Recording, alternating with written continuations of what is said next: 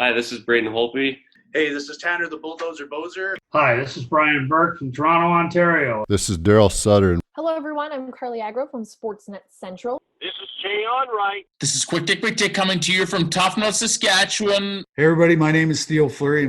This is Kelly Rudy. This is Corey Cross. This is Wade Redden. This is Jordan Tutu. My name is Jim Pattison. Hey, it's Ron McLean, Hockey Night in Canada and Rogers Hometown Hockey, and welcome to the Sean Newman Podcast. Welcome to the podcast, folks. We got a great one for you today. Let's get on to today's episode sponsors. HSI Group, they are the local oil field burners and combustion experts that can help make sure you have a compliant system working for you. The team also offers security, surveillance, and automation products for residential, commercial, livestock, and agricultural applications. They use technology to give you peace of mind so you can focus on the things that truly matter. 3902 52nd Street, or give them a call, Brody or Kim, at 306-825-6310. Foremost, they offer smooth-walled grain bins, hopper bottoms, and fuel tanks. They're in stock and manufactured locally. They want to ensure you know they are constructed of the highest quality and engineered for a long life. Delivery is free within 300 kilometers of Lloydminster. You can buy any of their co-op locations, Lloydminster, Lashburn, or Neilburg. For more information, check them out on their website at foremost.ca. Lauren over at Art and Soul. She, when I told her I was having Gerry Cheevers on, she sent me this crazy list of people that have had Boston Bruins memorabilia framed. I guess there's a few fans out there. Anyways, what she does is spectacular. She makes it look unbelievable. Whether you're framing, I don't know. I had a Milan Lucic jersey. I know that isn't a popular topic here in Alberta, but once upon a time, old Milan in Boston was an absolute giant of a man. And whether you got a Milan Lucic jersey or you're framing a local piece of artwork, a sheath of wheat, whatever it is, you named it. She's framed it. I'm just saying, take it down. Stop in and see her Monday through Friday, 8 a.m. to 5 p.m. Give her a call, 780-808-6313, or stop in at 5016 39th Street. It's more than just a frame. It's a story. I'm excited about this episode. I can't even spit half of these out right now. I'm excited to get to Gerry Cheevers. I mean, holy moly.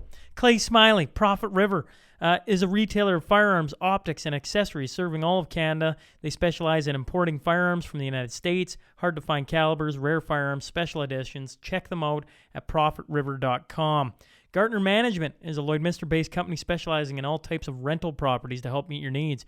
Whether you're looking for a small office space or a 6,000 square foot commercial space, Wade Gartner is a man to call. Give him a call, 780-808-5025. Tracy Klotz, the team over at Titus Tools. They've hopped on board. They've been, showing the podcast some love. Titus Tools is a locally owned business since 1997. Let's get it right. Under Tracy's direction, Titus Tools has remained loyal to the Lloydminster and surrounding community. Man, I can't spit nothing out tonight. Everybody having fun out there? Because I seem to be. They're a Lloydminster-based company who has remained loyal to the Lloydminster and surrounding communities. I'm laughing at myself right now. I'm having a grand old time over here. Under Tracy's direction, they've remained loyal to the Lloydminster and surrounding community, continue to invest in local charities and fundraisers. Just been, heard about the podcast. He approached me, and since then, he's been a part of the SNP summer road trip, and continues on. So if you want to find out more about Titus Tools and what they do in the oil field, give them a look, titustools.com. Deanna Wandler and the team over at Read and Write. If you're in Lloydminster, spot out the SNP billboard. It looks superb. If you're heading into any of these businesses, make sure you let them know that you heard me mumble something about them on the podcast, because today doesn't seem like a day that I can spit anything out. If you're interested in advertising and hearing me mumble about your company, check out SeanNewmanPodcast.com in the top right corner. Hit the contact button and send me your information. I tell you what, I'm having fun today, and you can be part of this fun. Shoot me a message. We'll make something work, and we'll have a little bit of fun, all right? Podcasting's fun, people. Anyways, let's get on to our T-Bar 1, Tale of the Tape.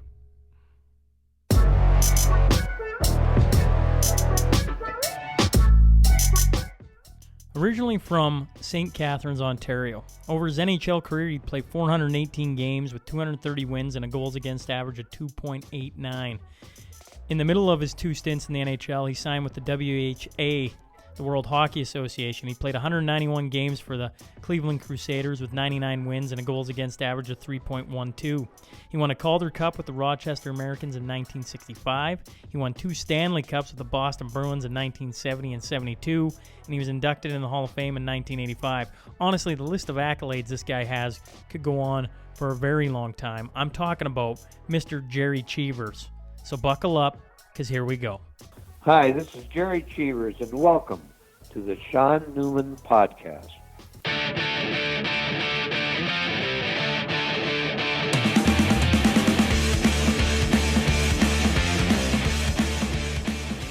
Well, welcome to the Sean Newman Podcast. Today, I am joined by Mr. Gerry Cheevers, so thank you, sir, for hopping on. My pleasure. I've been out to Lloydminster or wherever you guys are, and I've always had a good time. Yeah, well, I first got to give a shout-out to Skip for helping line this up. Without Skip, this doesn't happen, and we were just talking about him before we started, and Skip is quite the guy, and I do appreciate him helping line this up. Well, Skippy and I played together in many, 3 different teams, actually: Oklahoma City Blazers, the Bruins, Boston Bruins, and the Cleveland Crusaders, and our paths have crossed many times, and we won a couple of championships in Oklahoma City. I don't think he was on one of our Bruin Cups, but he was a great teammate, a very good friend of my wife and myself, and we traveled a lot together. She was a great couple. Love him. Yeah, well, and I was hoping, you played, like you say, multiple seasons with Skip. Did you have a fond memory of Skip? Can you give us any insight what Skip was like as a young guy? I didn't get to know him that well because he never came back to our end. He always said to me, "Try and get me the puck up at center." I said, "Well, you got to come back on this side of center ice, or it's 2 lines offside." This is before the modern day hockey, so. But Skip was a great team player. He was always one of our assistant captains, and he cared about his teammates. He was a very excellent guy to play with. Yes, well, it would be fun if you ever get up this way. I'd love to corner you and Skip and get you in the same room. I've heard stories of you guys exchanging old war stories from back in the day, and it being quite a good time. Well, yeah, we did have a good time, and I just hope the players that play today would be able to in the future to look back and say they had a good time. I'm sure they will, but we couldn't go too far, but we enjoyed ourselves. Well, you're originally from St. Catharines, Ontario. In reading your book and just kind of doing a little digging on you, Gerry, your dad was quite the athlete. Was he a scout for the Toronto Maple Leafs? Yeah, that's probably the only reason I got to go to the Leafs. But my dad was the assistant manager of the arena. He was actually in the Canadian Lacrosse Hall of Fame, and he had a lot to do with minor hockey in St. Catharines, and the Leafs hired him. And I think they had to fire him when I think I was the only guy he scouted. But actually, we had 3 or 4 guys from St. Catharines become part of the Leafs organization, and he was very responsible for that. He was also the convener of the little NHL, which took off in Ontario, and he started that in St. Catharines, him and another fella, and all it really basically was give a lot of young guys a chance to play hockey. It was good. We had a lot of guys playing the NHL. From there, we went to Bantam, and the Toronto organization, the Marlies, they won championship after championship in Bantam until they got us. And we won 2 years in a row, the All-Ontario Bantam. We had 6 guys playing the NHL off that Bantam team, 5 or 6. I think it was 6, but 5 for sure. And we beat the Marlies, and that's how I ended up going to Toronto. It's because we beat them a couple years in a row, and no one ever beat them. That's when I ended up going to St. Mike's out of St. Catharines. In those days, the the 6 NHL teams owned territories, and after I went to St. Mike's, even though I was a Chicago territory, Toronto was always allowed a couple of players if they decided to go to school, and that's what I did when going to St. Mike's. And from there, we just went on and played, midget, juvenile, junior B, junior A at St. Mike's, and then went pro. Did you ever think, was there a conversation in the household of being in Chicago Blackhawks territory? Was there any thought of ever going that way? It was quite a battle between my dad and I. My dad had taken up with Toronto, and my dreams were always to play for the St. Catharines Teepees, which was a Chicago organization team. But as I said earlier, Toronto was always, if you wanted to go to school, Toronto was, they could take a couple of players from certain districts. But anyway, getting back, I really wanted to stay in St. Catharines. And it turns out that my dad wanted me to go to Toronto, and I sort of eventually thought it was a very good idea. And it was, too. And we had some great battles with St. Catharines and the Teepees, if you're familiar with those. Teepees, you couldn't do it today, but it was a TP was their logo, but it stood for Thompson Products. I think a man named Stelfer owned the St. Catharines team. But they won the Memorial Cup one year, we won it the next year. So I think we would have won it somewhere we're at. Yeah, no kidding. Pretty crazy that you meet him in the Memorial Cup final that first year and lose to him. That must have been... Well, we didn't. We met him in the Ontario finals. Oh, Ontario final, yeah. Yeah. Then the next year we beat them out. So it was quite a thing. And I used to go home summer and spend time with half the guys that played in that team. So it was mixed feelings. What was that like going to St. Mike's? Because you spent a lot of years there. Yeah. It feels great. It was it's like the Notre Dame of hockey in Canada, and it's I think it was a really special to go to St. Mike's, a real honor. And I had right from midget to junior B to junior B to junior A. We had a couple coaches, but one very important coach was Father David Bauer, who eventually ran Hockey Canada and was responsible for Canada, regrouping and having a strong hockey program. But he was my coach in junior. In fact, he was really he was way ahead of his time as a coach.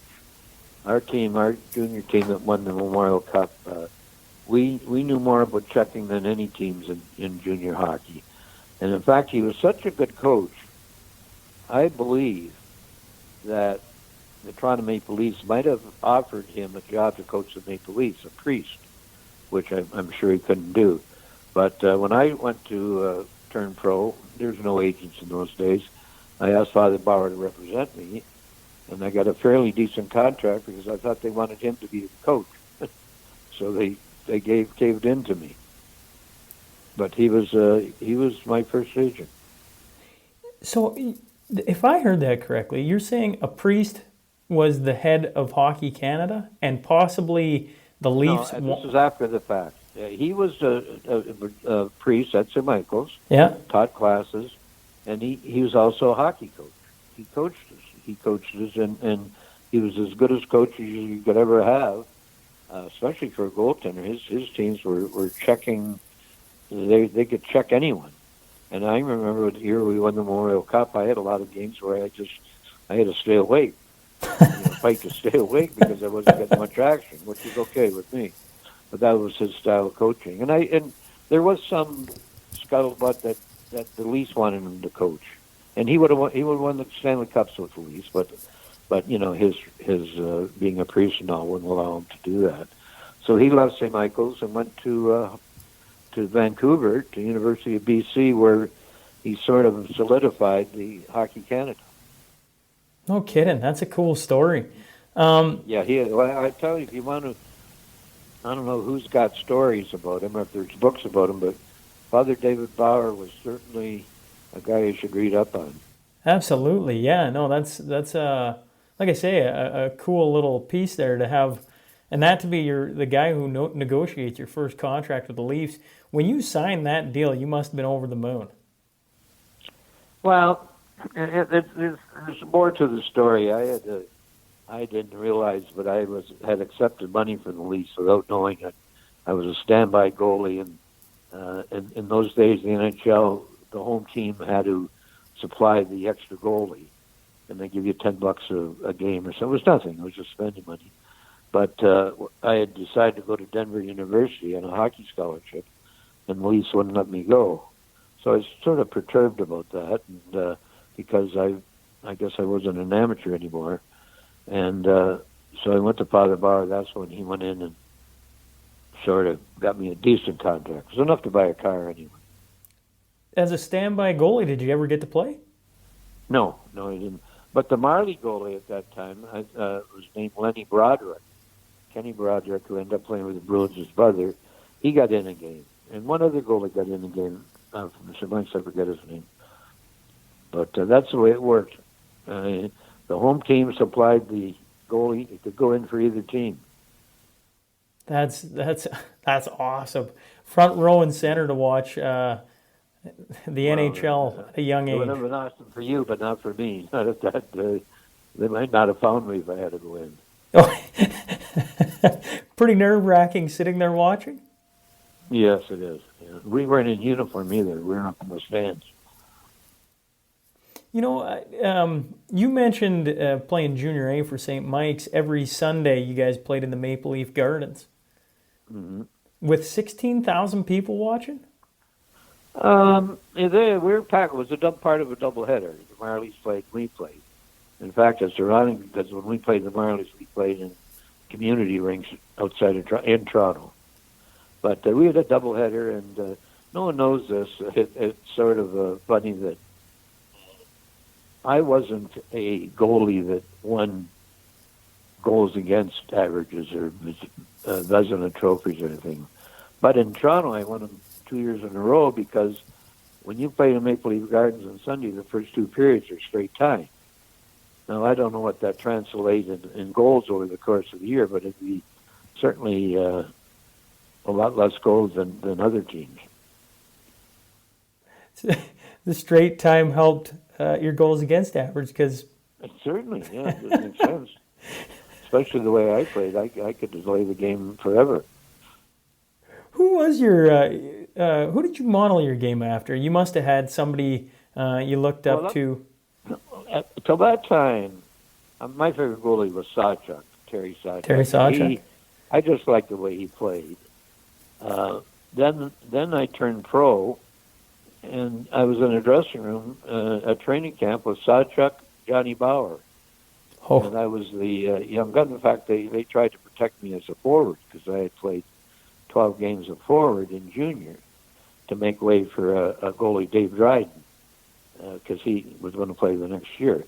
And anyway, Punch Imlach after 3 years, tried to protect me as a forward. They wouldn't let him. So that's how I went to Boston. But I didn't model myself after Sawchuk. I loved his style. But the guy I really loved more than anyone was Johnny Bauer. He was my first roommate when I turned pro, and he was an amazing, amazing guy. And he taught me, not that I took it all in, but he taught me how to work hard, and he taught me how to use my goal stick rather than, everything. And I became quite good with my goal stick, poke checking, sweep checking, and it was because of Johnny Bauer. I love Johnny Bauer. I was watching, the lovely thing about YouTube is I searched you and got to watch old footage, and man, you were electric, flying out there and just pad stacks. I don't think I would sell many goaltending technique books, that's for sure.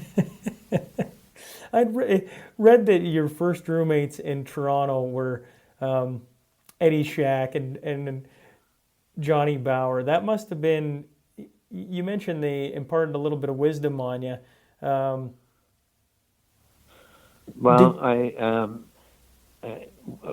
Bauer was my first roommate. Then we went on a road trip, and I roomed with Shacky, and Willie and I learned a lot from both of them. And I learned how to make on the road, learned how to make my bed look like someone was sleeping in it with Jackie. But he was a good man, and a lot of fun to be around. We just lost him, didn't we? He just died this year. Yeah. Good man. On that making bed with making it look like you're sleeping there, that, I assume then you had room checks, so if anyone ever walked in, they'd think you're sleeping and out the door you went? Something like that, yeah. You know, it was a couple of times we did that. It was just, you know, everyone does it. Oh, everybody having a little bit of fun. That's all. You know, you mentioned back, and I wanted to grab onto it, was you played 12 games of forward. Did I hear that right? Yeah. In junior? Yes, you did. Yeah, I actually was the all-star goaltender who played 12 games of forward, Vezina Trophy winner, and what it was that Father Bauer was actually coach, and one thing Father Bauer did, he made sure that his goaltenders always skated. You know, they were big parts of every skating drill. And he came up to me one day. We had a real good team. Well, it was between us and Guelph in those days, and St. Catharines. And my time limit was up. I was overage the next year, and they had to get a goalie. So Dave Dryden was available, not Kenny. Dave Dryden, the brother, but he wouldn't come unless he played 12 games that year. So Father Bauer comes to me. He said, "Would you mind?" I said, "Well, no, I wouldn't mind." And I said, "I don't mind at all." He said, "Well, those 12 games, because in those days you didn't dress two goaltenders." He says, "I'll play you forward for 12 games." Well, that was an experience, to say the least. It was a lot of guys who I jousted with in the goal would come after me. I remember the first time in Barrie, and Barrie was a pretty tough team, that I went in the corner for the puck. All 5 of the Barrie Flyer players came in the corner with me. I got the hell out of there as fast as I could. And not only that, it's the last time I went in the corner. At no point did you think, what if I get hurt? Or anything like that? You know, because I mean... No. But the only thought I had is that being a goaltender, that I would know how to score a goal if I had a breakaway. In the 12 games, I had one breakaway. I'll never forget. It was New Year's Day in St. Catharines, of all places, and they had a great goaltender, St. Catharines, Roger Crozier. I had a breakaway on him, and I shot it right in the stomach. I was madder about that than anything that ever happened that year, because I never scored. I got a few assists, but never did score a goal, and it was just a terrible effort by me. I flipped it into his stomach. It was terrible. I even think of it now, I get mad. Gerry Cheevers, the star forward, that has a funny ring to it. Yeah, I enjoyed it though. In reading your book, I want to go back to when you're a kid. And I can't. Well, I didn't. I wasn't even a thought back then. But I hear the stories of Hockey Night in Canada on the radio, and kids, you know, in the family huddling around the radio and listening to it. But in reading, I stumbled upon a line that you said, when it switched to television, you only got a period and a half was broadcasted. Right. Do you remember that? What was that? I actually don't remember listening. I never listened to hockey on radio. Okay. But when it come on Saturday night, if the game started at 8, it didn't come on the air till 9. I thought we got half of the second period and third period. But I mean, everyone in Ontario or Canada, I would think, that was a big night. Their ratings must have been sky high to watch. I'm trying to think what the intermission was called, the Hot Stove League intermission. And I remember Foster Hewitt, Howie Meeker, I think, was on when I first started listening as an analyst or a commentator. So, yeah, it was, no matter where you were Saturday, you got home by 9 o'clock to watch the hockey game. And it was faithful. You just never went anywhere because you were at home to watch the game at 9 o'clock. And you only got a period and a half. Do you know why it was only a period and a half? I'd never heard this before. Well, there must have been restrictions between the league and the NHL. I mean, it wasn't for that long. Then they picked up 2 periods. Then it was the whole game. Can you imagine nowadays only getting a period and a half? Holy man, the world would be set on fire. Yeah, and the NHL will only get half the money. Then they can do whatever they want. That's why they're playing today. Money. There's big money now. Yep, huge. Do you remember what the first contract you signed was when Father Bauer sure. negotiated? I talk about it all the time. It's because people, oh, you played hockey, you got plenty of money. Well, the first contract I got, with Father Bauer hustling it a little bit, I got $3,000 signing bonus and $5,500, $11,000 for 2 years. $5,500 a year, which was big money in the American League in those days. And you know, and you take it or leave it. That's the way it went. And believe me, with Father Bauer, I got, I got a little more, I would think. What did you do with your first paycheck? First paycheck, my dad was a car salesman. In the summer when I turned pro, I got $3,000. I went and bought a used Chevrolet for like $1,700 or a couple thousand. And cruise the streets. And cruise downtown St. Catharines. That's awesome. What was the AHL like back? You played for the Rochester Americans. Right, correct. We had about the second or third year I was there, we had a terrific team. In fact, we played an exhibition game against the Maple Leafs. We were their farm team, and we were supposed to play one in Rochester and one in Toronto. We beat them 5-1 in Rochester, and we never went back to Toronto to play them. But we had a lot of guys. That first team in Rochester, if it was today, we would have had maybe 8 or 9 forwards and 5 or 6 defensemen playing in the NHL. That's how good we were, or how good the league was, I should say. Every team had 4 or 5 guys. It was today's hockey would be playing. But you know, it was a good league, I'll tell you that. Well, you only had 6 teams, right? Like the NHL was. It's hard to. Well, there's a couple extra teams. There's 6 teams. Yeah, a couple of AHL teams like would have Toronto and Detroit split some players or something, because there's a few more teams. I think there was anyway. Yeah, there's a couple independent teams in those, but it was a great league. It was a bus league, you know, occasionally a train, but it was competitive. They had some great old players in that league. The guys you couldn't believe. Guys you couldn't believe? How good they were.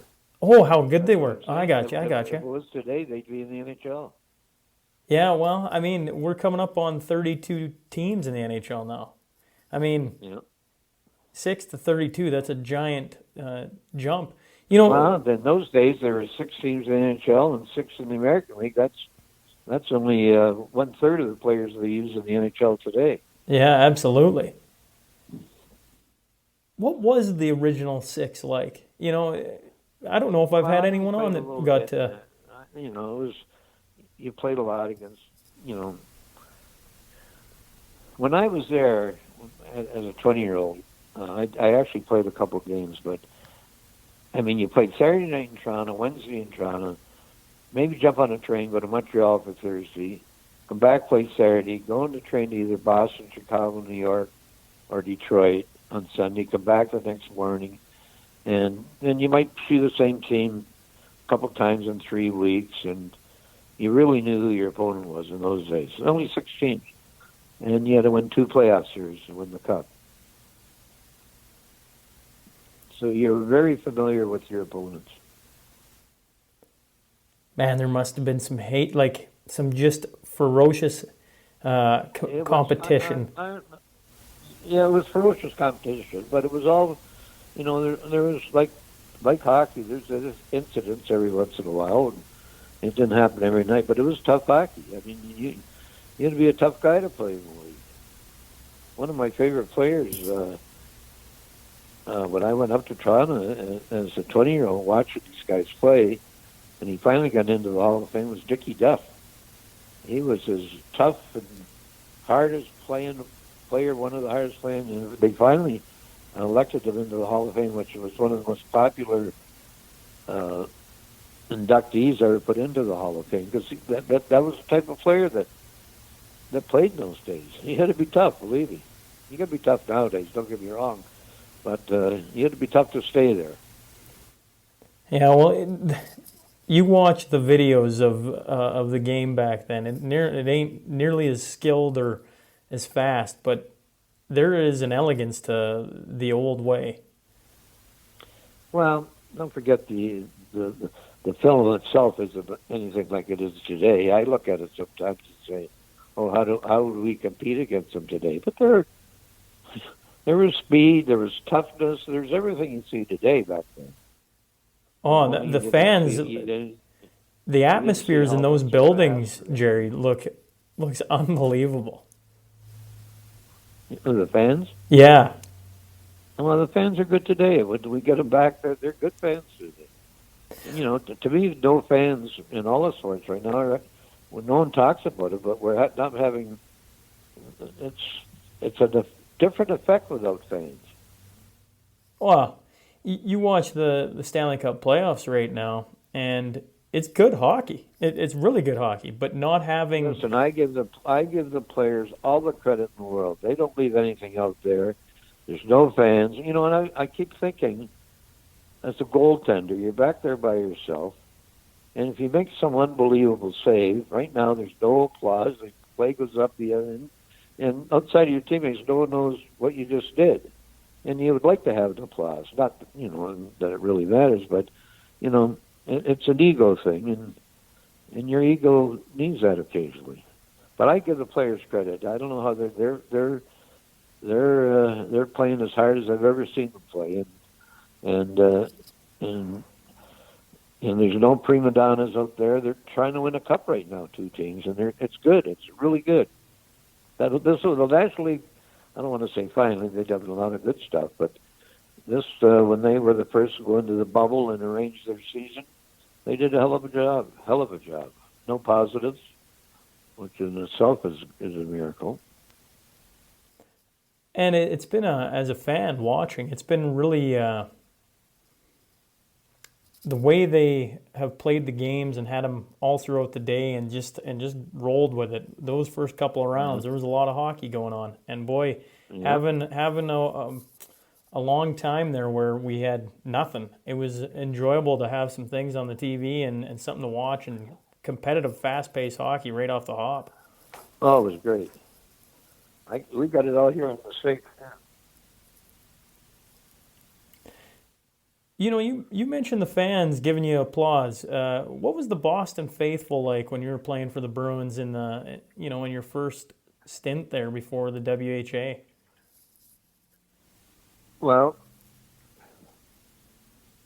keep my phone reorganized here. Boston fans are as good as they're in any city in the NHL, including all the Canadian cities.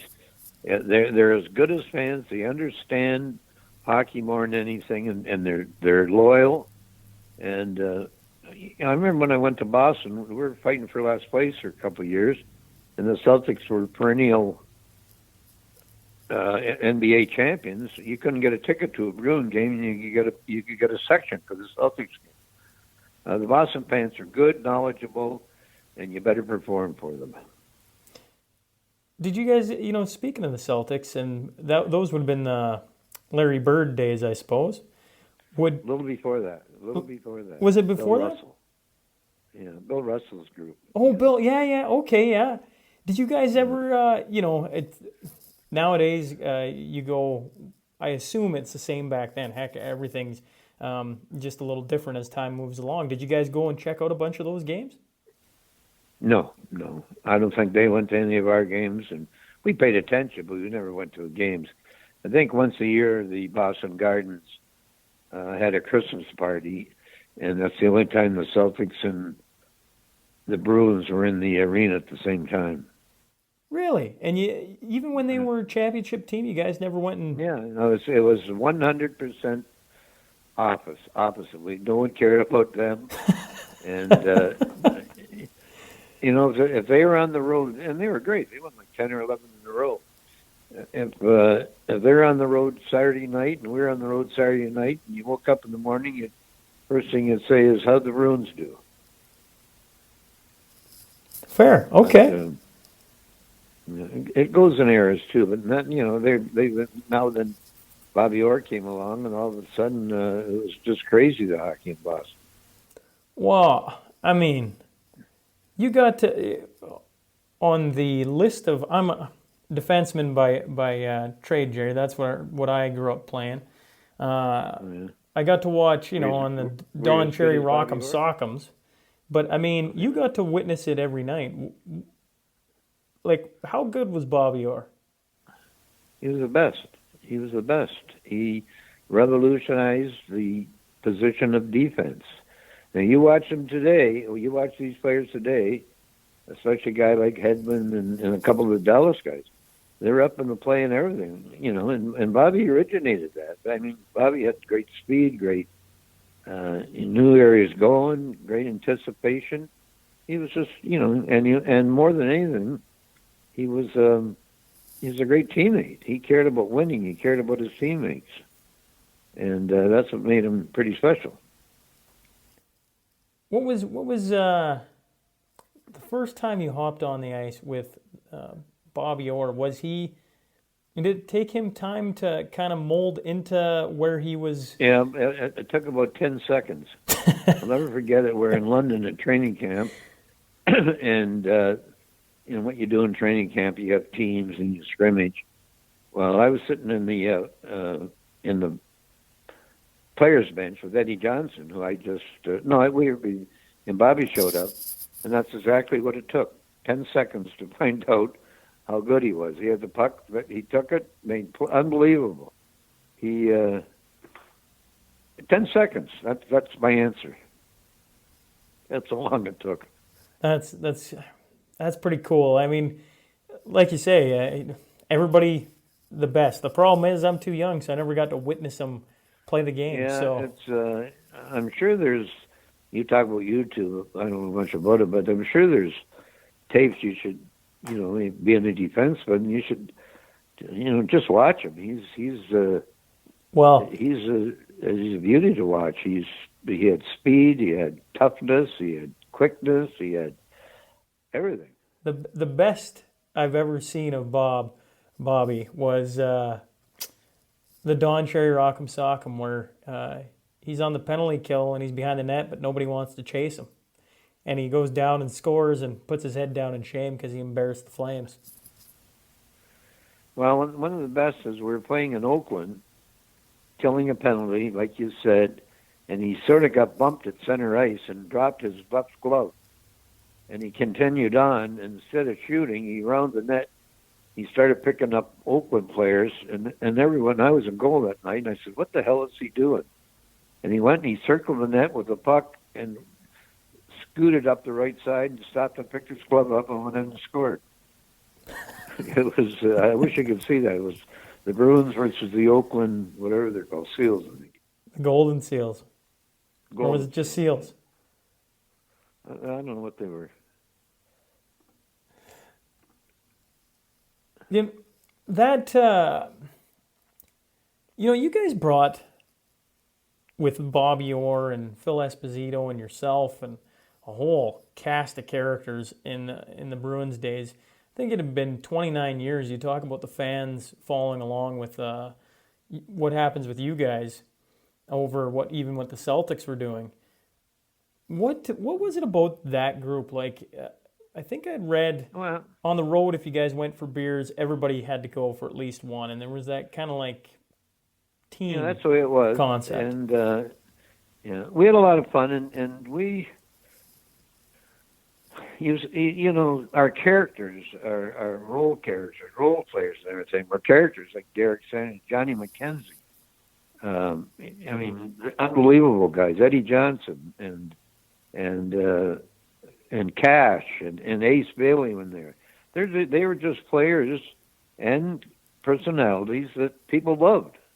I mean, as soon as Johnny McKenzie come there, they nicknamed him Pie Face, and all of a sudden there's pies after him, and companies are naming things. It was just the era we were in. And the type of players we had, and we had a lot of fun. Probably cost us a cup one year, but we enjoyed ourselves. And on the road, in those days, there's no charters. So if we played in Detroit, which was a border city, and a lot of people from Ontario are families, well, you had to go for one beer with your team. That was the rule we had. Or also was the old kangaroo court situation, which was a fine. You know, I don't know why it should surprise me one bit that kangaroo court came from the NHL. But as a young guy in junior hockey, I just always assumed kangaroo court was something that junior hockey kids made up. But what was kangaroo court like? Who was the judge and the jury? It wasn't a judge. It was just unwritten rules that, I think kangaroo court was, I have no idea where it originated, but I thought it was baseball or some other sport. Not necessarily hockey. Okay. But I don't know. I just said that because if a guy didn't show up or something, I don't know, he had to buy a beer or something like that. But were you a guy who got fined at all, Gerry? No. I mean, something happened. No, there was no fines. No fines. But you learned pretty quickly how you were supposed to act as a teammate, no matter who you were. And rookies had to pick up the bags or buy a beer or something like that. Yeah. They're all sort of little funny rules and like that, but I'm sure all sports have it. Oh, I mean, that's a rite of passage, is it not? I mean, that's right. Kind of, you got to earn your stripes at all different levels. That's exactly right. That's exactly it. You guys got Harry Sinden was a young guy when he started coaching the Bruins. Mm-hmm. What was, from all accounts of what I've read on him, he was quite the man. What was it like having a young guy like that come in and coach? Yeah, it was good. He was a very good coach, first of all. And he had a way of coaching and a philosophy. When I coached for him, I used to talk to him a lot about this. He was the coach. He was a guy, like the manager managed, the coach coached, and players played. And our gang, we had nicknames and everything, but he would never use a nickname. And I asked him about that one day. Like, he would never call me Cheesy or B.O. or Espo. He'd always call him by Phil or Bobby or Gerry or Wayne or Kenny or whatever, because he always thought that the nicknames they were for the players themselves, amongst the players. And he would never, and I asked him about that, and I said, why? He's like, that's just the way I felt about it as a coach. The nicknames were for the players. It was an interesting philosophy he had there. But he was all business, but he could lean either what way he had to keep the team in line. He was a very good defensive coach. He knew about coaching. He was a good coach, very good coach. That's an interesting story about not using the nicknames. Yeah, I mean, it was just a little thing. I don't think anyone would make a big deal out of it, but I asked him about it one day, and that was his reason. He thought it was the players for the players. It's an interesting way to separate. Yes, it is. Yeah. Does he There's obviously a few things that fall into place for the Bruins, but who was the guy who drove the culture for the Bruins? I know you talk about just being a tight group, but usually there's a guy who kind of, this is how we're going to do it. Like, whose idea was it on the road we go for beers? Or whose idea was it to try and mold this group into... I think it was just, someone come up with the idea, and it was an unwritten rule, and let's go and do it. And, we had different... We didn't have factions where there's 3 guys here, 4 guys there, 3 guys. we were a team, and we had 4 or 5 guys that made sure we were a team. We had a guy like Eddie Westfall, who was, probably one of the oldest members in the team, or Johnny Busick, and they sort of had, a saying of, of what we're supposed to do and not do. It's I wouldn't say there was any one individual that drove us that way. I mean, Harry came in, and we all respect him as a coach, and I think he certainly had a lot to do with it.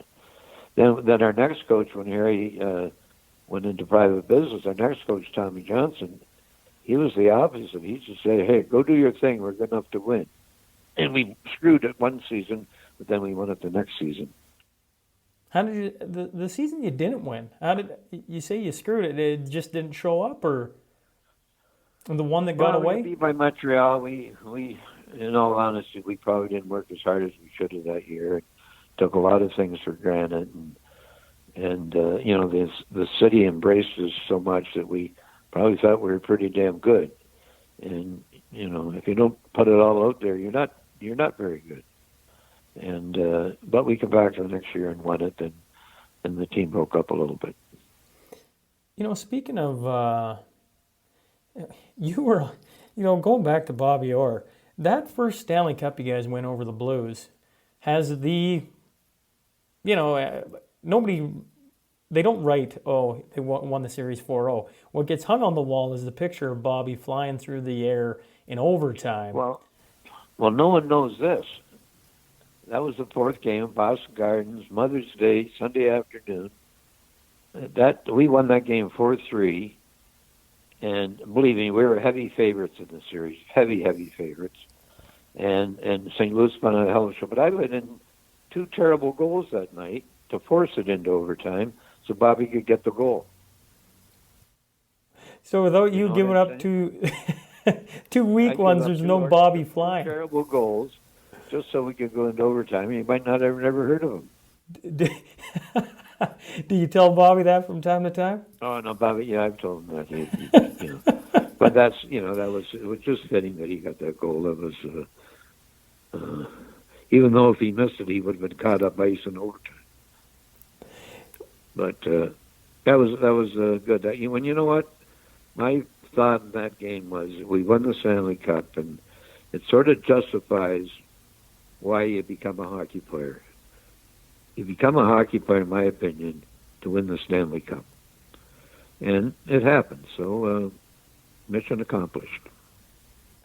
And was that night hoisting that trophy as good as what every kid who dreams of it?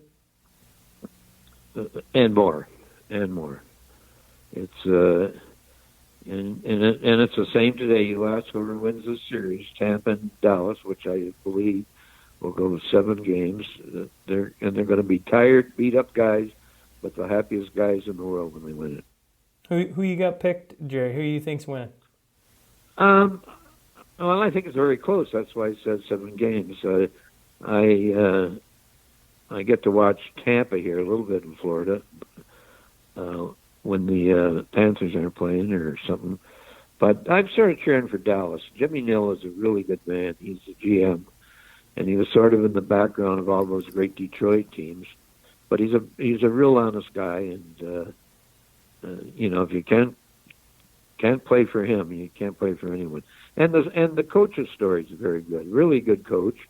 He's been an assistant coach a long time, a head coach, assistant coach, Rick Bowness, and I'm surprised that no one's mentioned after the first 2 games the fact that, at least I haven't seen it in the TVs, that he was an assistant coach for Tampa. So he must have a little edge there. Know something that another coach might not know. Well, I tell you what, you're the first person to say it to me. Well, I'm surprised that it hasn't been brought up as a key in this series, a key factor in the series. He should know. I mean, he coached their power play, their penalty kill, and it hasn't been brought up. It should have been. It should be. I mean, it's a big factor. And not to mention I think being on the inside of the room to know all the guys he's playing against. Sure, he knows that Kucherov might be a little temperamental, or this guy or that guy. Sure, Absolutely. Well, we how to talk- get them off their game and everything else, right? Or tendencies. Right. He probably knows something about Braden Point right now. Looks like if Tampa's going to win, Braden Point's going to be the MVP, him or the goalie. So maybe he knows something about them. But it hasn't been mentioned. You know, we have 1,000 analysts in hockey, and that hasn't been mentioned yet. Not that I know. They must be holding on to it for a better time, I guess. No, the better time was before the series. You know, when you guys win in 70, that first time, you end a drought for the Bruins or Boston in hockey of 29 years. Mm-hmm. After you win, obviously hoisting the cup and the night in the dressing room, is that the most memorable point, or do you get to bring the cup home? Do you get a parade? No, Well, you probably get a parade. Those days we didn't bring the cup home.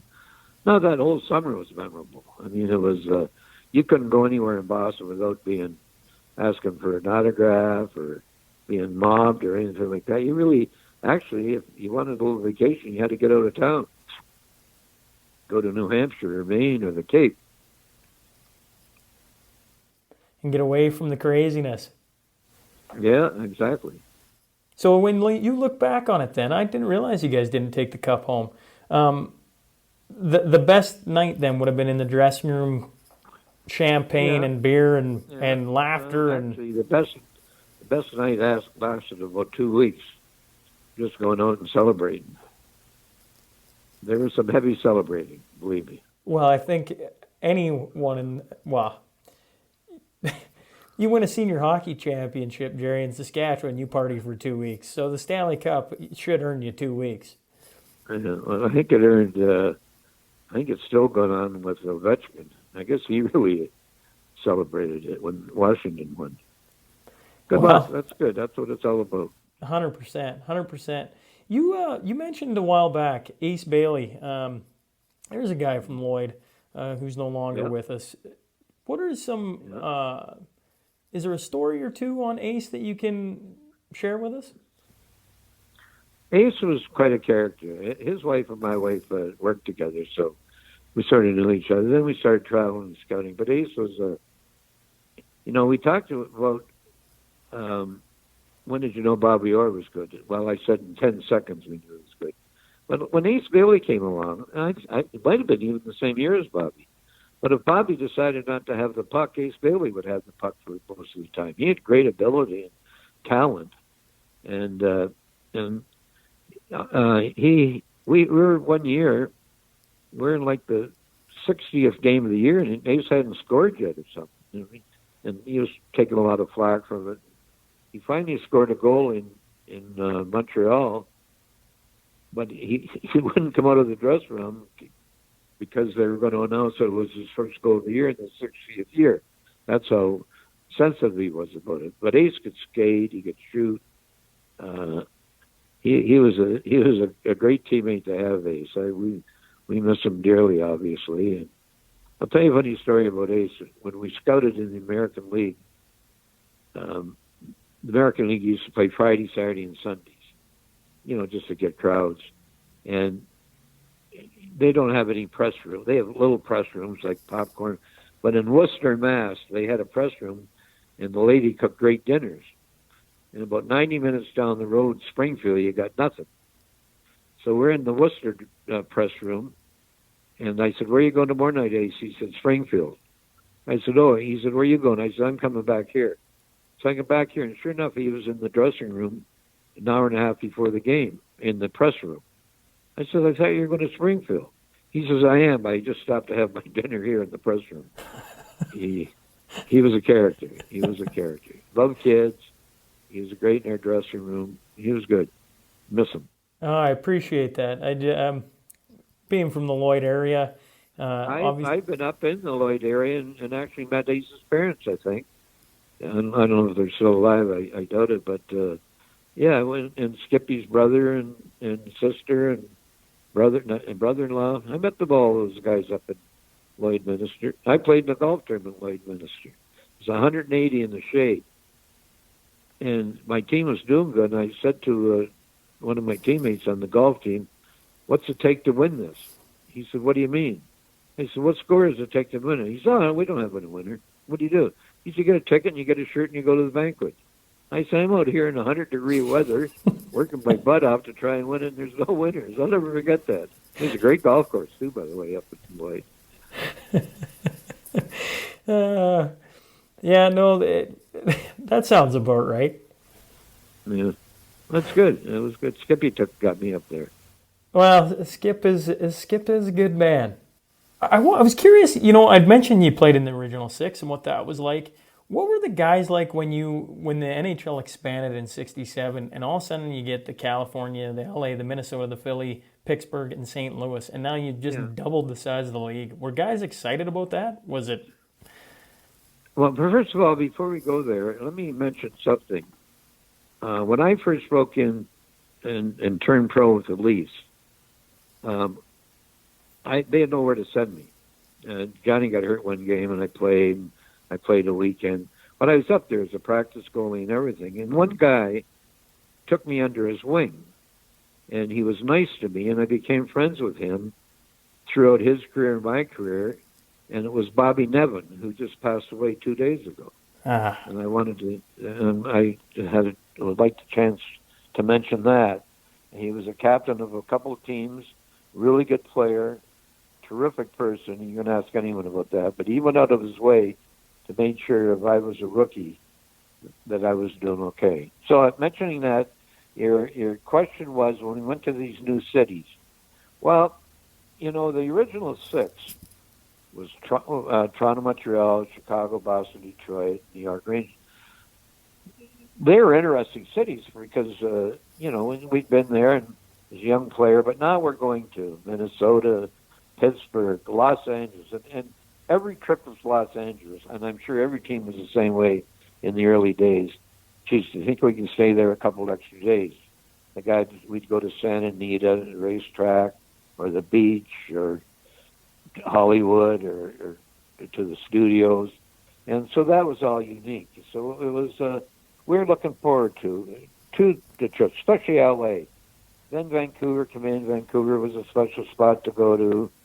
I'm trying to think of others. Buffalo come in. That wasn't really a special spot to go to, but most of our families were in Ontario, so it became somewhat special. So yeah, it was great. It was.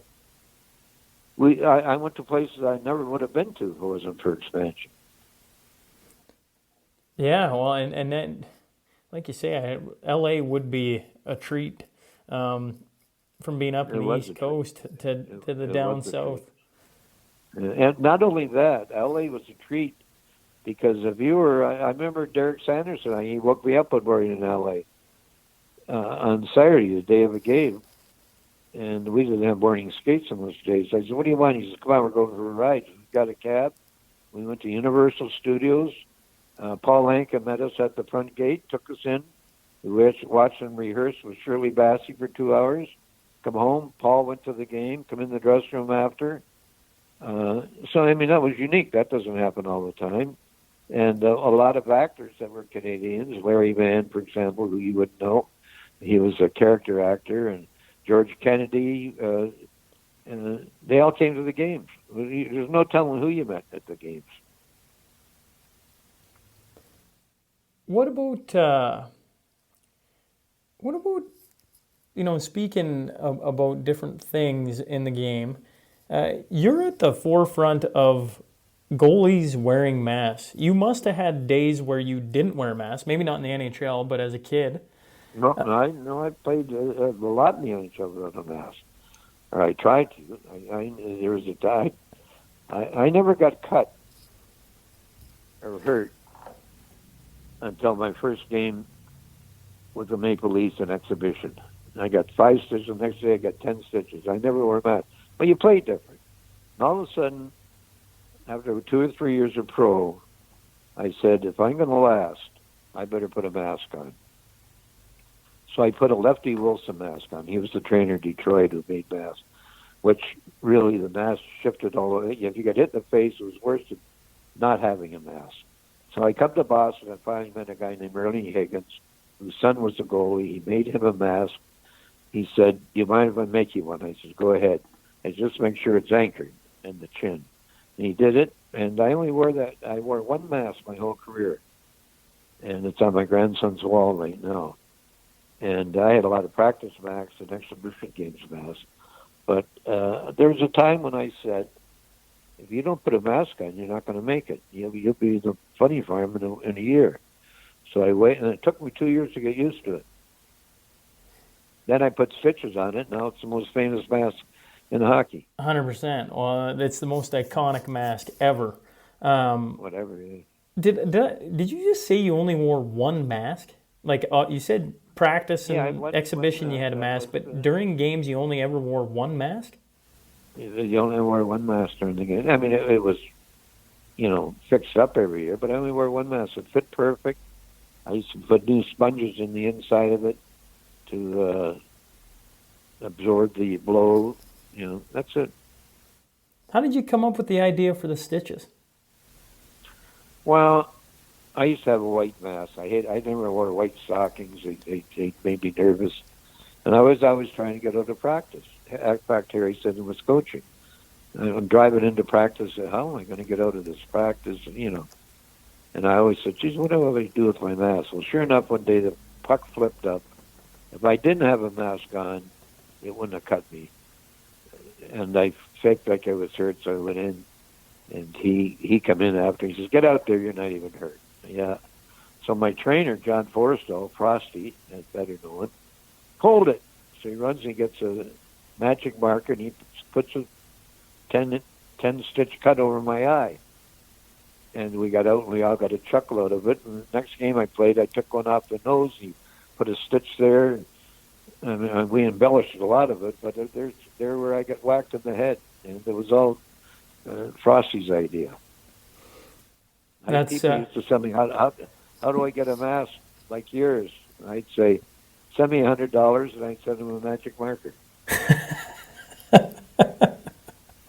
Well, it's pretty crazy. Like, considering what goalies do now, like with all these different masks and constantly changing, multiple masks sometimes through the year, or even a different mask for a certain game. It's almost not comparing apples to apples, to be honest.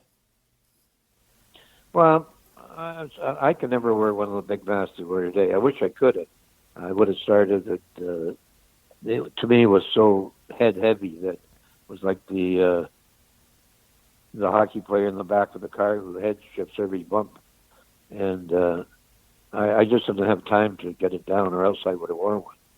But, they have, I'm sure that loosens up a lot, shifts a lot on them, and maybe they like to try something new or get better padding on the inside. A lot of reasons to change. How about the rest maybe of not your... not the artwork of it. How about the rest of your gear, Gerry? Did you use the same pads and gloves and everything, or was that something that changed? Well, no, I used to have. I used to get a new set of leg pads every year, and a new set of gloves. And what I did is I used to have a contest in Boston, and whoever won it got to use my pads for a month, and they break them in for me, my pads and my gloves. That's I used first time I ever put my pads on. I used them in the game. They've been worn for a month by a high school goalie, which was good thinking by me because it's tough to break them in. But to getting back to equipment, sometimes when I see old clips, I said, "Oh, geez, why did we get killed, goalies like us in those days?" And these new guys, they're so well protected, and rightfully so. But I did a commercial for Zellers in Canada, and they put me on equipment. It took them 3 hours to get it on me. Then they had to push me out to the front of the net. I didn't know where things went, and they buckles and Velcrest and this and that. I mean, there was times when I played in the NHL, I never wore shoulder pads. You never wore... Which was, you couldn't do it today. What would a shot going off you not having a chest protector on feel like? Well, that didn't bother me. The chest protector was the least of my worries because you're always crouched, and by the time it got, you took. Don't get me wrong. There's a lot of shots, but that didn't bother me. Chest protector. It was the shoulders and the elbows. And they just didn't have any. Now they got fiber. You got, God forbid they do. But I don't think you can get hurt playing goal now. You just. I mean, I watched the little Islander goalie there. I forget his name, Karmelov or something. He took about 4 off the mass in that last series. I mean, bullets. Well, you're not wrong there. I mean, the goaltending equipment today is meant to be, almost bulletproof. Safety first. That's right. Yeah, so you don't feel, you just don't get. I mean, they're shooting the puck ridiculously hard, but I mean, it wasn't like they were just throwing, pillows at you, Gerry. I mean, like, certainly you had to be coming out of games bruised and everything else. Oh yeah, and I was an easy bruiser, whatever that means. I mean, you just hit me and I broke out in a bruise. But you couldn't play that way, and you had to face the shot, turn and face. The scariest part of equipment and playing goal is recognizing what you have to do not to get hurt. You got to turn on the shooter. You can't cheat. Think he's going to pass, or so. You got to turn on him. And I see so many goalies today that won't do that. I had a goalie in Boston who just wouldn't turn on the shooters, and he lasted a year. You got to turn on the shooters, and that'll keep your safety record intact. But once you don't, you're in trouble.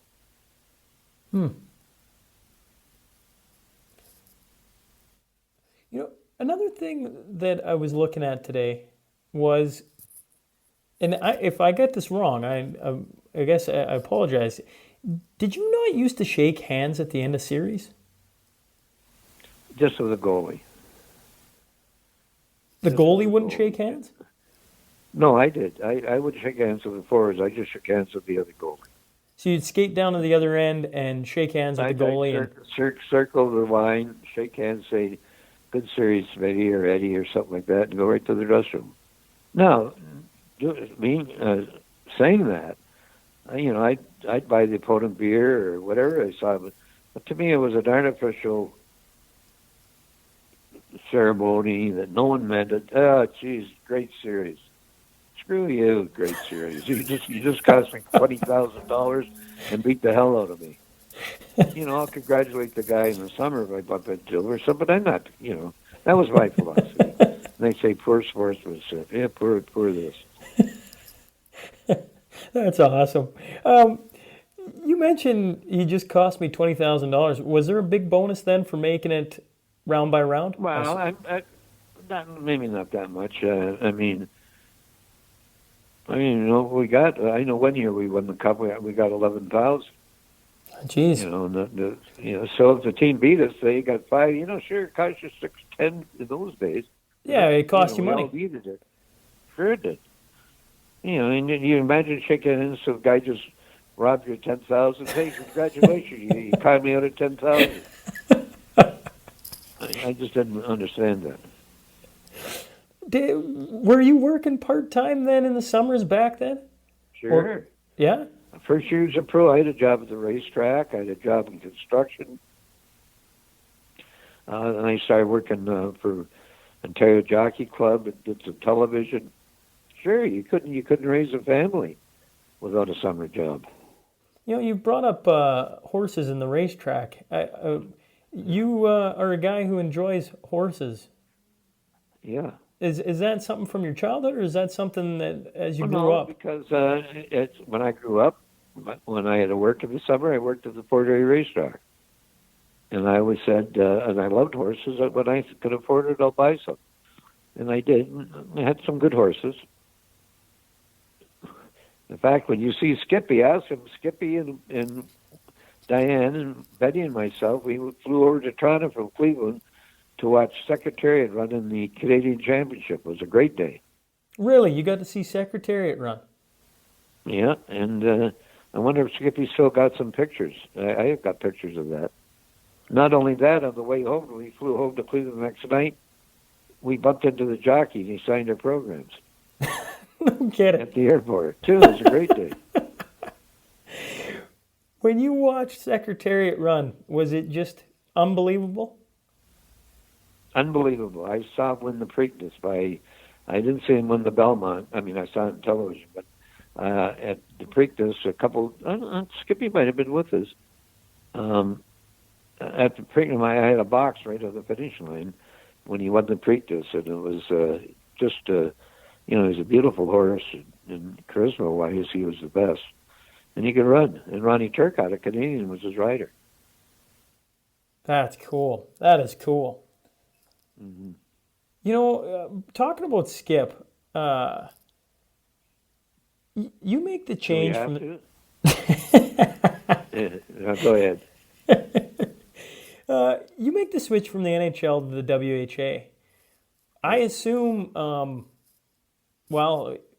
money comes full circle when you're making the switch from the NHL to the WHA. I'm assuming there's a story behind moving from the NHL over to the WHA. Mm-hmm. Well, I had just, I think I lost 3 games or 4 games that year, set a record and all that stuff. And we won our second cup, and I was making $50,000. The WHA was a reality, and we had a lawyer that was negotiating with the players, and he had no idea what he was doing. And he called me in, and I think I went 30 games without losing that year, some crazy thing. And he offered me a $5,000 raise. And I said, no. Meanwhile, I was very disillusioned why only 5,000. World hockey was a reality, cups, everything. And I sort of got pissed off at it, if I could use those words. And I said, no. So then they offered me $5,000 a year for 2 years, so they'd give me $110 over 2 years. Now, then I got a call from a friend of mine that said, Cleveland just got your rights. So I said, let's go see him. Well, I didn't want to go to Cleveland. So I go there, and I get on the plane, and what are you going to ask for? I said, I'm going to ask for $1 million over 4 years, which is unheard of in hockey. So the guy that met me, Nick Maletti, who owned the Cleveland Indians and the Cavaliers, finally said, what do we need to get you? And I said, $1 million for 4 years. He says, you got a deal. Oh, went, hold it. I'm just kidding. No, you got a deal. Then he came back to me that same night and said, we want it longer than that. And I said, what's longer? He said, 7 years. I said, well, whatever that comes to it, give me a year up front. And he said, we'll make a deal. So I said, well, I got to go back and get the Bruins to see something, to tell them, give them another chance. So I go in, I see the lawyer for Boston. I said, here's what I want. I want $300,000 over the next 3 years. That's $100,000 a year. I don't care how you give it to me. The guy said, oh, we can't give you that. I said, fine. So I called up Nick Maletti. I said, Nick, let's get together and really make this a deal. But I needed so much money in front, blah, blah, blah.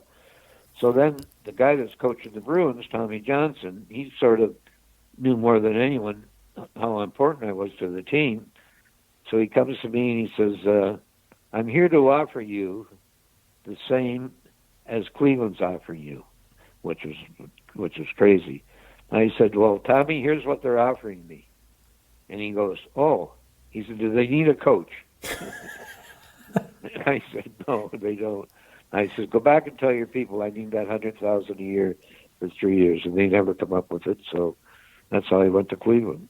And at the time, I didn't know Skippy was there, Gary Jarrett, but I met a couple other, Paul Schreier and Gerry Pinder come out there, and we became good friends. In fact, my wife just passed away a couple of years ago, and Skippy and Willie and Bobby Whidden played goal with me, and Gerry Pinder, who lives in Calgary. We used to go every year for 4 or 5 years. We went away on a holiday, play golf, and celebrated. We had a great time. That is an unbelievable story. That's the way it went. Huh. That isn't even, I mean, that's a lot of money compared to what you were getting. Yeah, they didn't realize it, but they realized it after when Harry came back the next couple of years, I think, and ran the team. He knew. Yeah. But then we had some broken down lawyer didn't know anything about hockey. You know, while you're in the WHA, you get to. Everybody talks about the 1972 Summit Series. I mean, for obvious reasons, but you got to compete in the '74 Summit Series, being with the WHA. Let's go back to 72. Let's go back to 72. Bobby Hull, myself, and J.C. Tremblay were picked on 72, the Summit Series, but we weren't allowed to go because we went over to the WHA. It was Team Canada still. It should have been, and I've talked to Bobby Hull 100 times about this, it should have been called Team NHL if they weren't going to let us play. I'm still very angry at that. Bobby, the poor JC has passed away, but Bobby Hull, and you talk to him about that someday, he'll tell you that team should have been called Team NHL if they weren't going to let us play. Because it was Team Canada. I'm a Canadian. Yeah, that's Bobby fair. was a Canadian. That's very we fair. should have been, and we should have been. We should have been allowed to play. In fact, it was.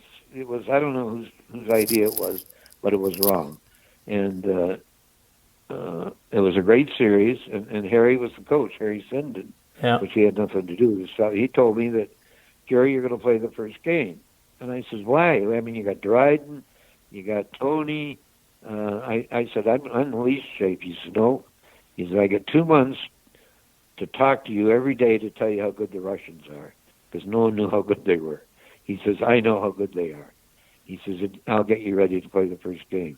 Meanwhile, the first game was a shootout, I think, what it was, if I remember correctly.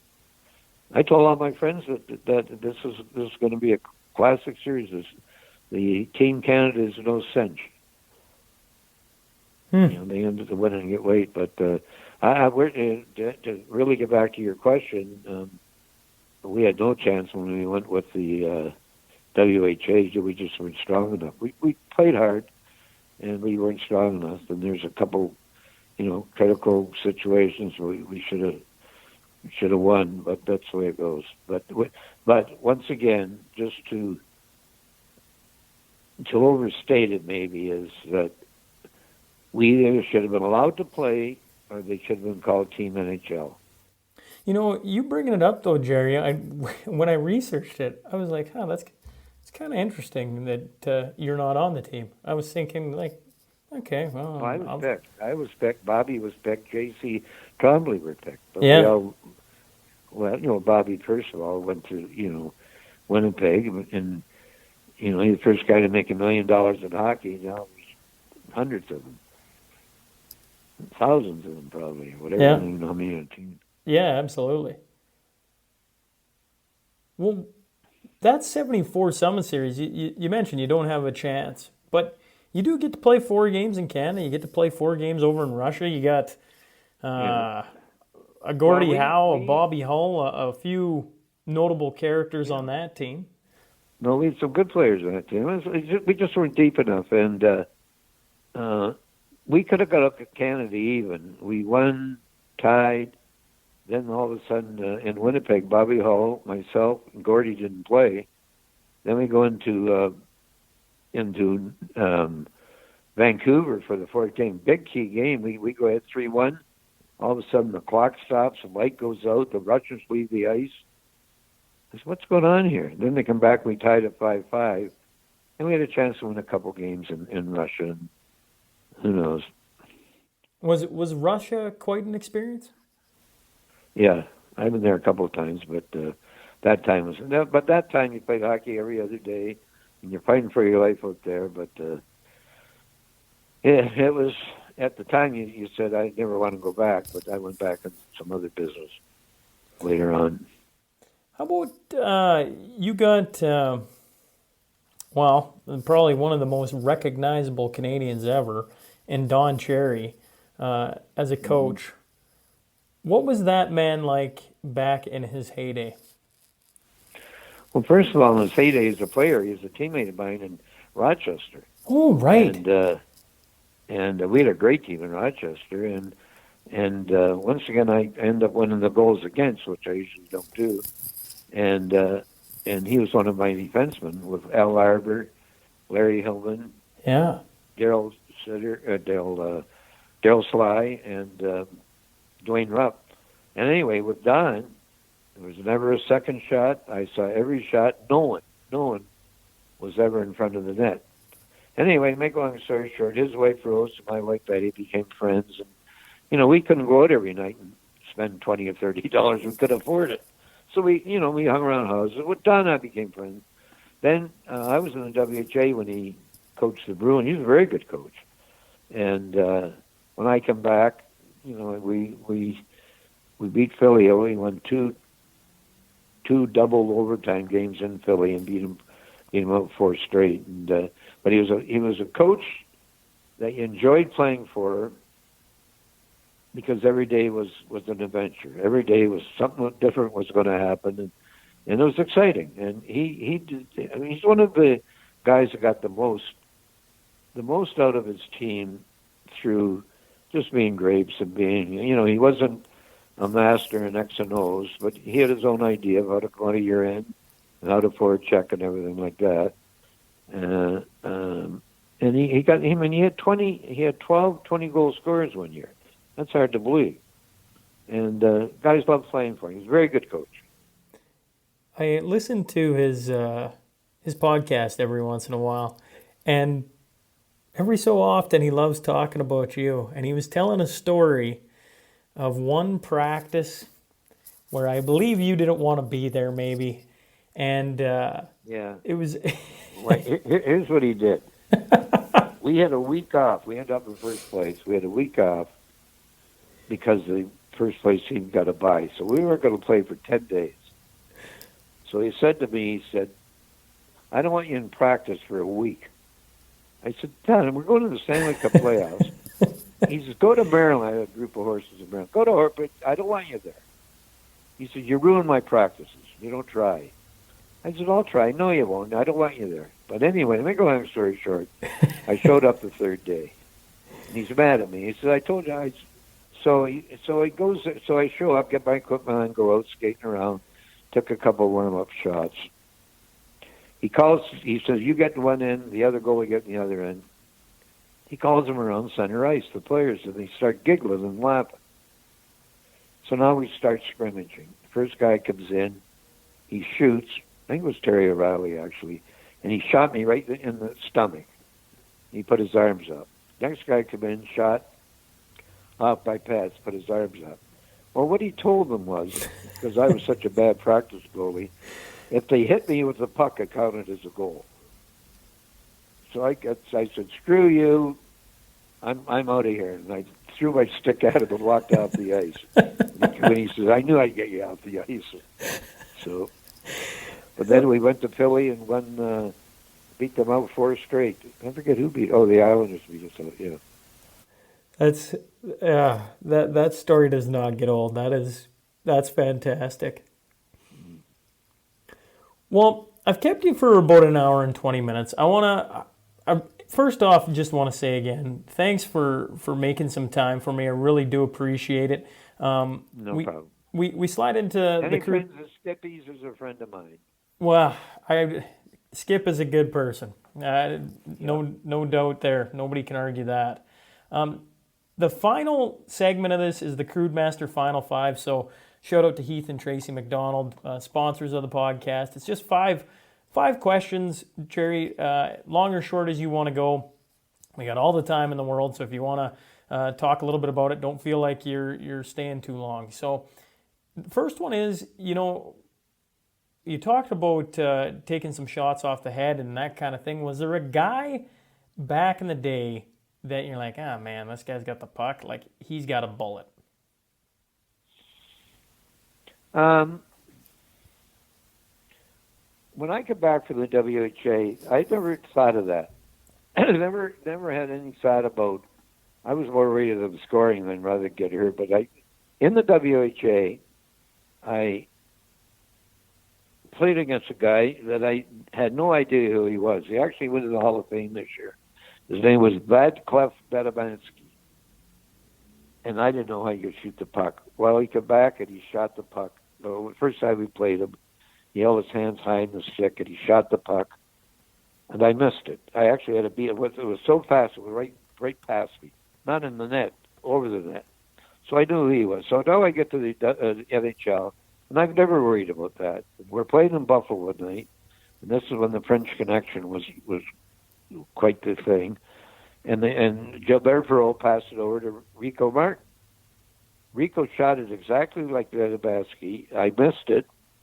It went right through I could hear it whistle past my ear. The only two shots I've ever missed that I've saw. And to answer your question, I was always leery of Rico Martin after that. But no one else. I went to the WHA, and because of Bobby Hull, they had 1.5-inch sticks, and the puck went up doing dips, and I used to call them White Wilhelm shots. He was a knuckleballer in baseball. And they were tricky, but I was never worried about getting hit or flinching or anything like that. And, and I guess on the NHL I'd be remiss if I didn't say, Dennis Hall's shot was very wild. Dennis was a dear friend of mine. He would never shoot at my head, but he'd get away from him, and he'd whistle, and I could hear it whistle by my ears, and he'd skate by, and he'd giggle a little bit like that. So Bobby, I never worried about Bobby Orr because he usually scored, so I knew he couldn't get hurt then. But that's about it for the shots. Number two is, I've been very fortunate in my short time doing this to get to sit across from guys like yourself and hear stories and get to pick their brains and just enjoy some really good conversations. Is there a guy that you got to sit across from once upon a time that you got to sit there and talk about some things with them, and it was a really cool experience? Well, that's a good question. I have an answer for that. I played in an all-star game. I never played in many all-star games. And after the game, the goalie in the other team was Glenn Hall, who was an absolute legend. I always thought he was one of the greatest that ever played. And we're sitting having a beer. And it was just before that Glenn Hall never wore a mask, and we're playing in Boston Gardens, and I was at the other end, and Bobby Orr let a shot go through a screen, and it went right by his ear, Glenn Hall. Then he put a mask on the next game. So I said to him, sitting there with about 50 beers each, I said, Goalie, his nickname was Goalie. I said, Goalie, that was one of the worst shots I've ever seen him, And he had his catching mitt over his face and his stick mitt over his crotch, and it hit the glass. And Glenn, who's a wonderful man, said in his own way, because he has somewhat of a lisp, he said, when that puck hit the glass, it was the sweetest music this side of heaven. In other words, it didn't hit him. So that was one conversation I had with an opponent sitting there. He was good. How about hypothetical? If you could go back to your playing days and you've been traded, but you get to bring one teammate with you, who would you bring? Well, I'd bring Bobby Orr if I could. Well, actually, I don't think they traded him. I don't know. Okay, let's not count him. I'd probably bring Wayne Cashman. Why would you bring Wayne Cashman? Because he tried to win. He was a great teammate. Tried to win as hard as any guy I ever played with. And all he cared about was winning. Who is your favorite current goalie? Is there a guy currently playing that you watch? I'm really enjoying the Dallas goalie. Yeah, Well, Hudobin. The last four goalies in the semis and finals are all Russian. Am I correct there? Vasilevsky, Hudobin, Leonard. No, not Leonard. Okay, Leonard was in. Oh, okay, three of the last. Three of the last. Yeah. Yeah, that's it, and not Leonard. Yeah. Who's my favorite goalie? I think, and I don't watch him enough. I watched the goalie here in Florida, Bob Orr. He's certainly not my favorite. I got to like Vasilevsky a lot. I don't like the guy in Toronto. I think he can be more aggressive as a goalie. I'm not a great. I get raked through the coals for being not a Carey Price fan. So therefore, I think my favorite goalie is Fleury. To answer your question, I haven't seen the guy that just won the Vezina that much. I haven't seen a lot of him, but from what I understand, Fleury is a terrific team guy. He's won a couple cups. That's going to be my answer, Fleury. Okay.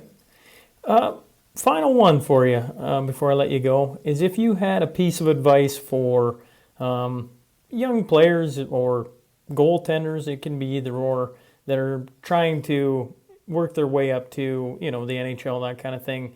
What's the best piece of advice you could give them? Well, first of all, you got to work hard. I mean, there's no question about that. But I don't work. Everyone I see works their tail off in that. But I think is you really have to enjoy it. And I mean, everyone says, "Well, have fun, have fun." Well, you can have fun too, and you can work, but you got to enjoy your craft. You got to enjoy what you're doing. You can't. Like I watched these golfers play in the U.S. Open. I mean, that was torture. But no one had a smile on their face. No one did they enjoy it? Well, I guess after it was all over, and it's a different sport. But you got to enjoy what you're doing, and that's my only advice. Don't be miserable. Don't be negative. Enjoy it. Have fun. Because it's in 10 years from now or 12 years, it's going to be, you'll be gone. Yeah, I think that's a very. I get what you mean by enjoy it. That can be put to anything. I played 21 years. I enjoyed it. I should have went out 10 years, but I played 21 years. Enjoyed every. I'd say 19 out of the 21 years. Well, once again, I really, really, really appreciate you making some time for me tonight, and another shout out to Skip for helping line it up. But really appreciate you hopping on, Gerry, and talking a little bit about your career and everything else. This has been highly enjoyable on my side. All right, John. Thanks for having me, and as you can call me anytime. Well, thanks again. Hey, folks, thanks again for joining us today. If you just stumbled on the show and like what you hear, please click subscribe. Remember, every Monday and Wednesday, a new guest will be sitting down to share their story. The Sean Newman Podcast is available for free on Apple, Spotify, YouTube, and wherever else you find your podcast fix. Until next time.